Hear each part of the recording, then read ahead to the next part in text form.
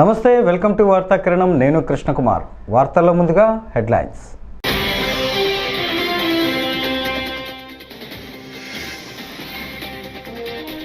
మచిలీపట్నంలో స్వచ్ఛతా హీ సేవా కార్యక్రమం చీపురు పట్టిన సీఎం చంద్రబాబు.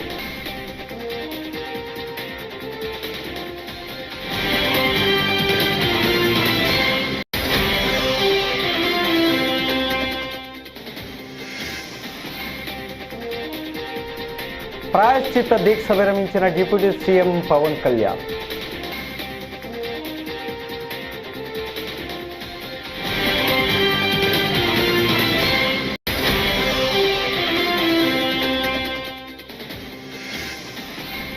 నాలుగు నెలల్లోనే చంద్రబాబు సర్కార్పై ప్రజల్లో తీవ్ర వ్యతిరేకత వచ్చిందని వైఎస్ జగన్మోహన్ రెడ్డి వ్యాఖ్య.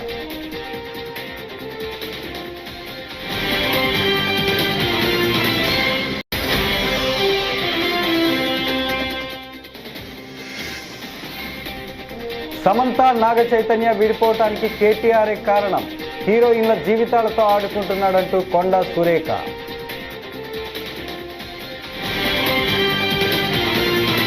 ఇక డీటెయిల్స్ చూస్తే, ఏపీలోని కృష్ణా జిల్లా మచిలీపట్నంలో పర్యటించిన సీఎం చంద్రబాబు నాయుడు గాంధీ జయంతి సందర్భంగా ఇక్కడ నిర్వహించిన స్వచ్ఛతా హీ సేవ కార్యక్రమంలో పాల్గొన్నారు. పారిశుద్ధ్య కార్మికులు విద్యార్థులతో కలిసి స్వయంగా చీపురు పట్టి ఊడ్చారు. అనంతరం పారిశుద్ధ్య కార్మికులతో మాట్లాడిన ముఖ్యమంత్రి వారి సమస్యలను అడిగి తెలుసుకున్నారు. అలాగే నేషనల్ కాలేజీ ప్రాంగణంలో గాంధీ విగ్రహానికి సీఎం చంద్రబాబు నివాళి అర్పించారు. ఈ సందర్భంగా స్వాతంత్రం కోసం గాంధీజీ చేసిన పోరాటాన్ని గుర్తు చేశారు. బాపూజీ స్ఫూర్తితోనే స్వచ్ఛ భారత్ కార్యక్రమం తీసుకురావటం జరిగిందన్నారు. మన పరిసరాలు శుభ్రంగా ఉంటేనే మనం ఆరోగ్యంగా ఉంటామని చంద్రబాబు తెలిపారు.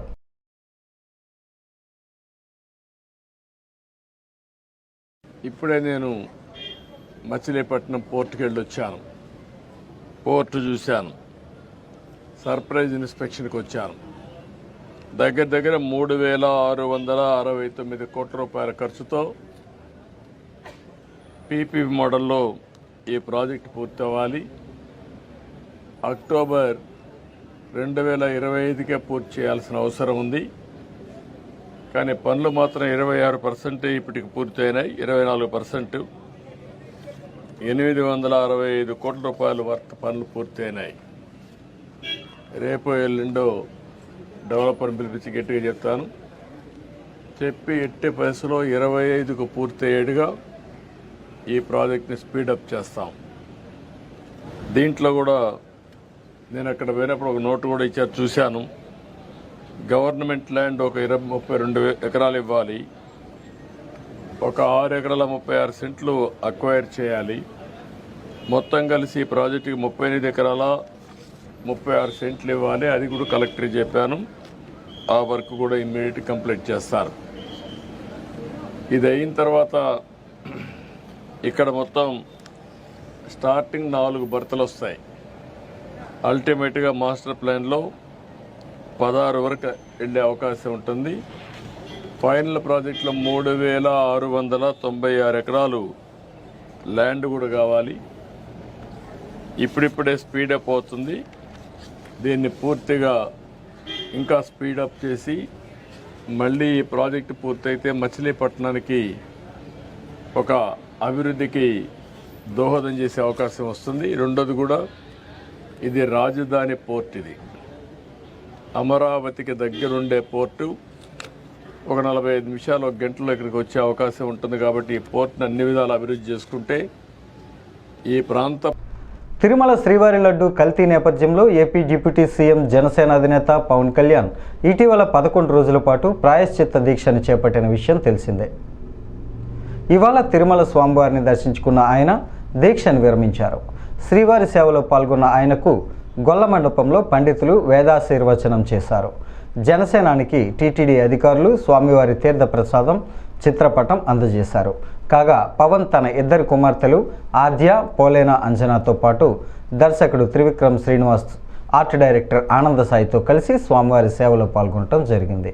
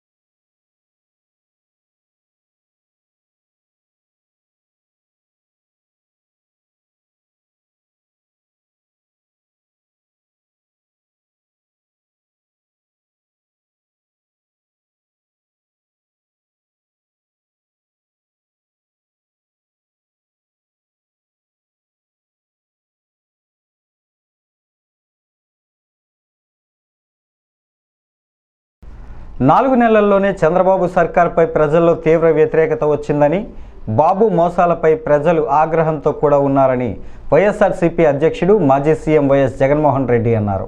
బుధవారం ఆయన పార్టీ అనుబంధ విభాగాల నేతలతో సమావేశమయ్యారు. రానున్న రోజుల్లో పార్టీ నిర్వహించాల్సిన కార్యక్రమాలపై చర్చించారు. ఈ సందర్భంగా ఆయన మాట్లాడుతూ చంద్రబాబు దుష్ట రాజకీయాలపై మండిపడ్డారు. ఆ దిశగా అడుగులు సీరియస్గా వేస్తూ ఉన్నాం. ఇప్పటికీ 4 నెలలు అయిపోయింది. ఇప్పటికే ప్రభుత్వం మీద వ్యతిరేకత గమనిస్తూనే ఉన్నాం. ఒక పక్క సూపర్ 6లు లేవు, ఒక పక్క సూపర్ 7లు లేవు, ఒక పక్క అబద్ధాలు అన్నది మోసం కింద కన్వర్ట్ అయిపోయింది, మోసం కింద కన్వర్ట్ అయింది, కోపం కింద కన్వర్ట్ అవుతుంది ప్రజల్లో. అన్ని విషయాలలోనూ ఈ ప్రభుత్వం పూర్తిగా అన్ని రకాలుగాను ఇదే రకమైన కొలాప్స్ అయ్యే పరిస్థితులకే పాలన ఉంది. స్కూళ్ళు పోయినాయి, ఫీజు రీయింబర్స్మెంట్లు పోయినాయి, హాస్పిటళ్ళు పోయినాయి, ఆరోగ్యశ్రీలు పోయినాయి, ఆరోగ్య ఆశ్రయాలు పోయినాయి, డోర్ డెలివరీ పోయింది, జన్మభూమి కమిటీలు వచ్చినాయి. సో ఎన్ని కనిపిస్తూ ఉన్నాయండి. చదువులు లేవు, చదువులు పోయినాయి, వ్యవసాయం పోయింది, పెట్టుబడి సాయం పోయింది, ఫ్రీ ఇన్సూరెన్స్ పోయింది, ఆర్బీకేలు పోయినాయి, అన్నీ పోయినాయి. పూర్తిగా గవర్నెన్స్ అంటే ఏదైతే మార్గదర్శకంగా రోల్ మోడల్గా నిలబడాల్సిన రంగాలు వ్యవసాయము, చదువులు, వైద్యము, 3 రంగాలు తిరోగమనమే. గవర్నెన్స్ అనేది లేదు. ఇష్టం వచ్చినట్టుగా దొంగ కేసులు పెట్టి రెడ్ బుక్ పరిపాలనతో దొంగ కేసులను ప్రోత్సహిస్తూ ఉన్నారు. గవర్నెన్స్ అనేది పూర్తిగా పోయింది. లా అండ్ ఆర్డర్ ఎక్కడా లేదు. డోర్ డెలివరీ అనేది గాలికి ఎగిరిపోయింది. ఇంతకుముందు పారదర్శకతంగా ఇచ్చే పరిస్థితి ఈరోజు పారదర్శకత అనే పదం లేక ఈరోజు విజయవాడలో కనీసం ఫ్లడ్ ఎన్యూమరేషన్ చేయలేని పరిస్థితి. ఇన్ని ఇళ్ళు మునిగినాయి, ఈ మునిగిపోయిన ప్రతి ఇంటికి సహాయం చేయాలనుకుంటే కనీసం ఆ ఇళ్ళకు కూడా. బీఆర్ఎస్ వర్కింగ్ ప్రెసిడెంట్ కేటీఆర్ను ఉద్దేశించి తెలంగాణ మంత్రి కొండా సురేఖ సంచలన ఆరోపణలు చేశారు. హీరోయిన్ల జీవితాలతో ఆడుకోవటం కేటీఆర్కు అలవాటేనని ఆమె అన్నారు. కేటీఆర్ డ్రగ్స్కు అలవాటు పడ్డారని, హీరోయిన్లకు డ్రగ్స్ అలవాటు చేసింది కూడా ఆయనే అని మండిపడ్డారు. వారికి డ్రగ్స్ అలవాటు చేశాక వారి ఫోన్లను ట్యాప్ చేశారని అన్నారు. సమంత, నాగచైతన్య విడిపోవటానికి కూడా కేటీఆరే కారణమని తీవ్ర వ్యాఖ్యలు చేశారు. ఈరోజు నిర్వహించిన గాంధీ జయంతి కార్యక్రమంలో కొండా సురేఖ పాల్గొన్నారు. అనంతరం ఆమె మీడియాతో మాట్లాడుతూ పై వ్యాఖ్యలను చేశారు. చేసుకొని సినిమా ఫీల్డ్ నుంచి తప్పుకోవడానికి కారణం కూడా కేటీఆరే. ఆయన ఆ రోజు మత్తు పదార్థాలకు అలవాటు పడి వాళ్ళను కూడా మత్తు పదార్థాలకు అలవాటు చేసి రేవ్ పార్టీలు చేసుకొని మదమెక్కి వాళ్ళ జీవితాలతో ఆడుకొని బ్లాక్ మెయిల్ చేసి వాళ్ళను ఇబ్బంది పెట్టినటువంటి వ్యక్తి కేటీఆర్. అది అందరికీ కూడా తెలుసు, సినిమా ఫీల్డ్ లో అందరికి తెలుసు, అది ఓపెన్ రహస్యము.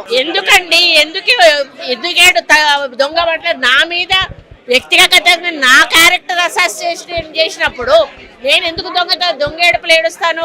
నువ్వు ఎవరి మీద వచ్చినప్పుడు ఏడిస్తే ఏదో నాటకం చేసినట్టు నా క్యారెక్టర్ అసాసినేషన్ చేస్తారు, నా మీద అసభ్యకరమైనటువంటి పోస్టులు పెడతారు. సిగ్గు లేకుండా మీ భారతీయ రాష్ట్ర సమితి పైన పేరుంటది, అకౌంట్ పేరు, కింద మీ ఫోటోలతోటి కామెంట్లు ఉంటాయి. ఇవన్నీ ఉంటే అట్లీస్ట్ కొంచెమన్నా మనసున్న మనిషిగా హరీష్ రావు గారు ఒక ట్వీట్ చేశాడు, నువ్వు మనిషివేనా? అసలు ఒక భార్యను చేసుకోలేదా? ఒక బిడ్డను కనలేదా? నువ్వు మనిషివి కాదా? నువ్వెందుకు రియాక్ట్ అవుతలేవు? మీ భారతీయ ఒక వర్కింగ్ కమిటీ ప్రెసిడెంట్ గా నువ్వు రియాక్ట్ కావాల్సిన అవసరం ఉంది. అకౌంట్ మాది కాదని చెప్పాల్సిన అవసరం ఉంది. వాళ్ళ మీద చర్యలు తీసుకోమని చెప్పాల్సిన అవసరం ఉంది.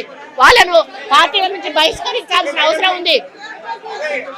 మూడు అకౌంట్లు దుబాయ్ నుంచి జరుగుతున్నాయండి. 3 అకౌంట్లు ఇక్కడి నుంచి జరుగుతూ ఉన్నాయి. ఇది కొత్త కాదు. ఆ రోజు నుంచి విజయలక్ష్మిని చేశారు, సీతక్కని చేశారు, ఈ రోజు నన్ను చేశారు. అసలు దానికి పద్ధతి పాడు ఉందా అని అడుగుతా ఉన్నాను. మీకు మనుషులకున్న అనుబంధాల గురించి, సంబంధాల గురించి ఏమైనా అవగాహన ఉందా అని చెప్పి అడుగుతా ఉన్నాను. సైబర్ క్రైమ్ లో పెట్టామండి, పోలీస్ స్టేషన్లలో కూడా పెడతాము, పిసిసి ప్రెసిడెంట్ గారిని కూడా పెట్టమని కోరాను.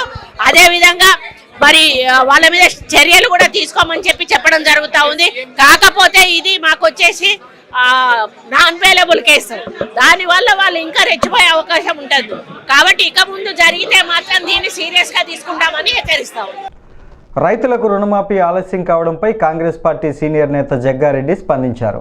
తాము అధికారంలోకి వచ్చి 8 నెలల్లోనే రుణమాఫీ చేశామని, డేటా సరిగా లేకపోవడంతో మిగిలిన రుణమాఫీ ఆలస్యమవుతోందని అన్నారు. రాహుల్ గాంధీ ఇచ్చిన మాట ప్రకారం రుణమాఫీ చేశామన్నారు. ఆర్థికంగా ప్రభుత్వం ఇబ్బందుల్లో ఉన్నప్పటికీ 18,000 కోట్లు మాఫీ చేశామని అన్నారు.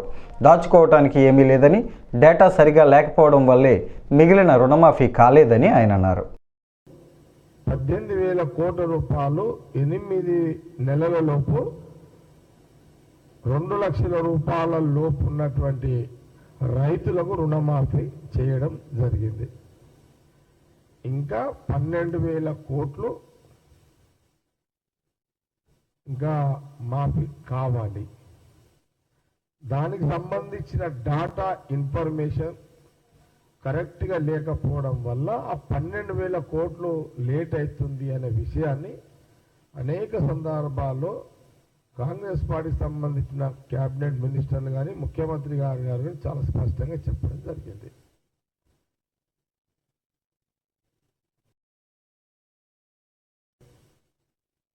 ఇది చాలా ఓపెన్గా కదా, దీనికి తెలంగాణ రైతులు సాక్ష్యం ఉన్నారు,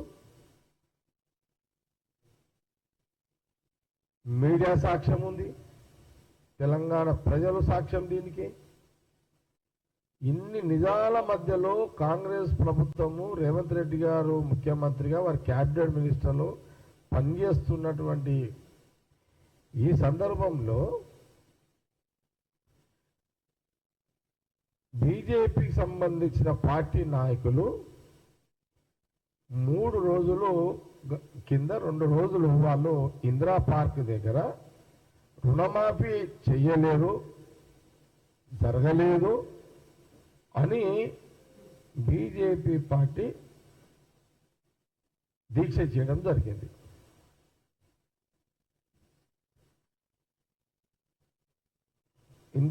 ఇంత ఆర్థిక ఇబ్బందులలో విడిచిపెట్టిపోయిన జాతిపిత మహాత్మా గాంధీ జయంతిని పురస్కరించుకొని నగరంలో ఉన్న గాంధీ విగ్రహానికి నివాళులర్పించేందుకు ఏపీసీసీ చీఫ్ వైఎస్ షర్మిలారెడ్డి విశాఖకు వచ్చారు. ఈ సందర్భంగా ఎయిర్పోర్ట్లో షర్మిలకు కాంగ్రెస్ కార్యకర్తలు ఘన స్వాగతం పలికారు. అనంతరం షర్మిల మీడియాతో మాట్లాడుతూ తిరుమల లడ్డూ విషయంపై సుప్రీంకోర్టు చేసిన వ్యాఖ్యలను బట్టి చూస్తే ఈ వ్యవహారాన్ని కేంద్రం దర్యాప్తు చేయాలని అన్నట్లుగా ఉందన్నారు.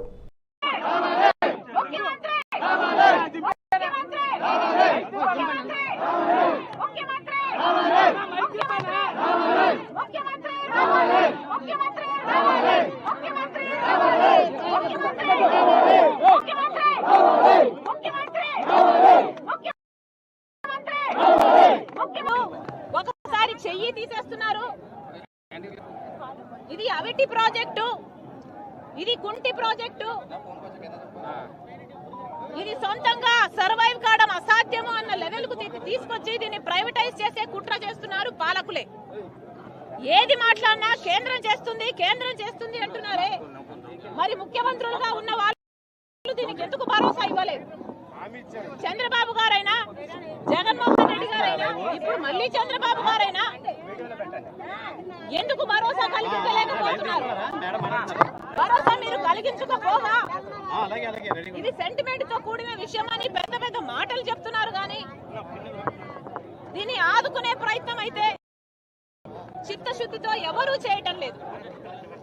రాజశేఖర రెడ్డి గారు ఉన్నప్పుడు ఇది 7 మిలియన్, ఆయన అధికారంలో ఉన్నప్పుడు ఇది 3 మిలియన్ యూనిట్లు, 3 మిలియన్ టన్లు ప్రొడ్యూస్ చేసే ప్లాంట్ అయితే దాన్ని 7 మిలియన్ టన్స్ కు తీసుకువెళ్లారు. ఆ రోజు రాజశేఖర రెడ్డి గారి బ్లూ ప్రింట్ ప్రకారం ఇది 20 మిలియన్ టన్నుల ప్లాంట్ గా తయారు చేయాలి అన్నది ఆయన కోరిక అయితే ఈ రోజు 7 మిలియన్ టన్స్ కాదు కదా, 1 మిలియన్ టన్నుకు వచ్చింది దీని ప్రొడక్షన్. దీనికి కారణం ఎవరు అని అడుగుతున్నాం, పాలకులు కాదా అని అడుగుతున్నాం. జగన్మోహన్ రెడ్డి గారు అసలు విశాఖ స్టీల్ కష్టాలలో ఉందా అని అడిగారట ఎలక్షన్లు అప్పుడు. ఈ కార్మికులు వెళ్ళి ఎందుకు ఆదుకోలేదు 5 సంవత్సరాలు అని అడుగుతే, ఇక చంద్రబాబు గారు ఇప్పుడు ముఖ్యమంత్రిగా ఉన్నారు, మాటలు చెప్పడం తప్ప ఒక్కటి కూడా ఒక్క రకంగా అయినా వీళ్ళకు భరోసా ఇవ్వకపోగా ఈ రోజు 4,000 మందిని ఉద్యోగాల నుంచి తొలగించారు అంటే మీకు ఎంత చులకన భావం ఉందో, విశాఖ స్టీల్ పట్ల చిన్న చూపు ఉందో వేరే చెప్పనవసరం లేదు. వరద బాధితులకు పరిహారం విషయంలో ప్రభుత్వం వ్యవహరిస్తున్న తీరు దారుణమని సెంట్రల్ నియోజకవర్గ వైఎస్ఆర్సీపీ సమన్వయకర్త మాజీ ఎమ్మెల్యే మల్లాది విష్ణు మండిపడ్డారు. ఈ మేరకు ఆంధ్రప్రభ కాలనీలోని జనహిత సదనంలో ఆయన విలేకరుల సమావేశాన్ని నిర్వహించారు. వరద బాధితులను ఈ ప్రభుత్వం నిండా ముంచిందని, ముఖ్యంగా సర్వే వివరాలు పొంతనలేని విధంగా ఉన్నాయని మండిపడ్డారు. 97% మందికి నగదు బదిలీ చేసినట్లు ప్రభుత్వం చెబుతున్న గ్రౌండ్ రిపోర్ట్ పూర్తి విరుద్ధంగా ఉందని అన్నారు. పోగా క్షేత్రస్థాయిలో ప్రభుత్వం యొక్క వైఫల్యము కొట్టొచ్చినట్టు కనపడతా ఉంది. వరద వచ్చిన దగ్గర నుంచి 10 రోజుల పాటు ఈ రాష్ట్ర ముఖ్యమంత్రి ఉన్నారు, మంత్రులు ఉన్నారు, ఉన్నామని చెప్పుకుంటున్నారు. రకరకాలుగా డివిజన్కి సచివాలయానికి బాధ్యులను పెట్టారు. ఎందుకు ఎన్యూమరేషన్ చేయటంలో ప్రభుత్వము వైఫల్యం చెందిందో విఫలం చెందిందని చెప్పని ప్రజలకి చెప్పాల్సినటువంటి అవసరం. చాలా గొప్పగా రాష్ట్రంలోనే తొలిసారి ఇంత పెద్ద ఎత్తున నగదు బదిలీ చేస్తున్నాము, ఇంత పెద్ద ఎత్తున పరిహారం అందిస్తున్నాము అని చెప్పారంట. అంటే అంతా మాటల్లోనేనా? చేతల్లో కూడా జరగాల్సినటువంటి అవసరం ఉన్నది కదా. ఎందుకంటున్నామంటే చాలామందికి ఈ నగదు బదిలీ పేరు మీద డబ్బులు వేసాము, 600 కోట్లలో 97% నగదు బదిలీ అయిపోయిందని చెప్తున్నారు. నగదు బదిలీ అవటం కాదు, అవకతవకలు జరిగినాయి. మీ అధికార యంత్రాంగము క్షేత్ర పురంధేశ్వరి వ్యాఖ్యలు సిగ్గుచేటని మాజీ మంత్రి రోజా విమర్శించారు. ఈ సందర్భంగా ఆమె బుధవారం మాట్లాడుతూ తిరుమల లడ్డూకు పరీక్షలు చేయలేదని సుప్రీంకోర్టులో కూటమి లాయరే అంగీకరించారని అన్నారు. ఇదేం సినిమా షూటింగ్ కాదని, రోజుకో వేషం పూటకొక మాట మాట్లాడుతూ ప్రజల మనోభావాలను దెబ్బతీసే అధికారం మీకు లేదని డిప్యూటీ సీఎం పవన్ పై ఆమె మండిపడ్డారు. భక్తుల కళ్ళల్లో ఆనందం చూడటానికి ప్రయత్నించమని కోరుకుంటున్నాను. ఎందుకంటే ఈరోజు కూటమి ప్రభుత్వానికి చెందిన లాయరు సుప్రీంకోర్టులో కోర్టు అడిగిన ఏ ఒక్క దానికి కూడా సమాధానం చెప్పలేకపోవటం వల్లే సుప్రీంకోర్టు ఇంత సెన్సిటివ్ అయిన విషయాన్ని సీఎం గా ఉండి ఎటువంటి ఆధారాలు లేకుండా ఎలా మాట్లాడతారు అంటే, సీఎం ఏదైనా మాట్లాడొచ్చు, ప్రజల చేత గెలిపించబడిన వాళ్ళు మాట్లాడకూడదు అని మీరు మాట్లాడటం నిజంగా చాలా సిగ్గుచేటు. ఎందుకంటే ఈరోజు మీరు చంద్రబాబు నాయుడు, లోకేష్, పవన్ కళ్యాణ్ ఎలాగైతే రోడ్ల మీద ప్రెస్ మీట్లు పెట్టి మాట్లాడుతున్నారో అవే మాటలు ఎందుకు మీరు కోర్టులో మాట్లాడలేకపోయారు? సో ఈరోజు ప్రజలు గమనిస్తూ ఉన్నారు. ఎటువంటి ఆధారాలు లేకుండా లడ్డూలో టెస్ట్ చేయలేదని మీ లాయర్ చెప్పిన తర్వాత, ఎటువంటి ఇన్వెస్టిగేషన్ జరగకుండా చంద్రబాబు నాయుడు పవిత్రమైన తిరుమల లడ్డూ మీద అంత పెద్ద నింద వేసి మరి మత కల్లోలాలు సృష్టించే పరిస్థితి వచ్చినప్పుడు సుప్రీంకోర్టు అడగటంలో ఏం తప్పు ఉందని నేను అడుగుతున్నాను. ఈరోజు మీరు బీజేపీ. ఈ వార్తలు ఇంతటితో సమాప్తం. నమస్కారం.